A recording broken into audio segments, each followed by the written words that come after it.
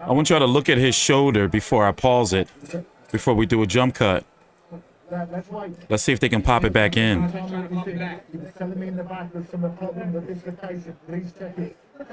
Tell me he's good, though. Jason! Did it go back? Back in. It went back in. It went back in? Yep. It can actually go back. Dwayne Ludwig, he massaged his shoulder enough so it can pop back into place. And take no long. Wow. How to get that back in. Get your motion.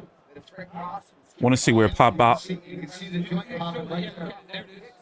And Mark Howard. Okay.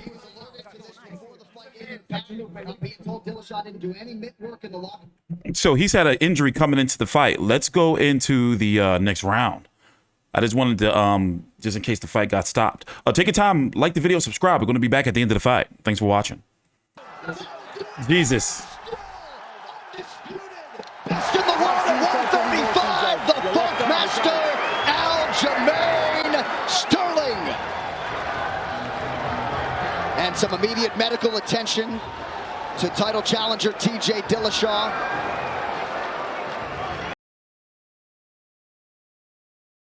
I was glad to see that over. Second round stoppage. Not an entertaining fight because TJ Dillashaw had one arm, and it's looking like he was injured throughout the whole fight week because he had missed a media workout and was pretty much staying, incognito, low key throughout fight week. And they did put it back in between rounds number 1, the shoulder, and round number 2. But then in round number 2, it came right back out again. And you can tell that that Aljo was targeting it, but it just was, he won, the championship off of a DQ, and now in a very, very tough title defense, he wins against a one-armed fighter. And it's a shame, for TJ, even though, he was a drug cheat, that is looking like he's going to be out for an extended period again. And no telling how much damage he may have done to the already injured shoulder by just going out there and just, being tough and not quitting. So, disappointing into an intriguing fight. So I'm guessing we're going to go ahead and see Sterling versus O'Malley. You can tell UFC has been really, really wanting to build to that. And, I was hoping to possibly see Jan versus Dillashaw. That would have been a super fun fight, meaning losers fight each other. But there's Dana White about to put the belt on him. But, it is what it is. Let's listen to the post-fight interview and see what's going to be next. O'Malley, Sterling, clearly, that's the way they're going to go. All right. To make it official, here's Bruce. By the way, drop a like. Follow me on Twitter at @T-Street-Controversy. Referee Mark Goddard has called a stop to this contest at 3 minutes, 44 seconds of round number 2. Declaring the winner by TKO and still the undisputed UFC bantamweight champion of the world, Aljamain Funkmaster Sterling. Ladies and gentlemen, I'm here with the champion, Aljamain Sterling. Another title defense, Aljamain. TJ Dillashaw, when you took him down that first time, did you recognize that his shoulder had popped out? No. The guys actually pointed it out to me, and I had to ask him which one. I had no idea. I was just in the zone. Like, I knew he could get out, and he could get back on top and do damage. That's what he does in a lot of his past fights, so I made sure I kept the pressure on, did what I need to do. Anaconda, human backpack, I take you down, it's a rat. Aljo, I heard your corner saying, stay on it, get after him. It's hard because that becomes a bit of the story. But you were dominant tonight. Did you expect to dominate TJ Dillashaw in the octagon like that? Honestly, I was in the back room thinking this was going to be a 5-round war. I know I talked a lot of shit. I always talk shit to my opponents. It's just I just like to put something on the line, your words versus mine. See who's going to come out on top, and someone's going to have to eat shit. Fortunately for me, it was my night today, and still, baby, what's up? Not many guys defend the Bantamweight Championship 2 times. You have now joined a very short list of guys.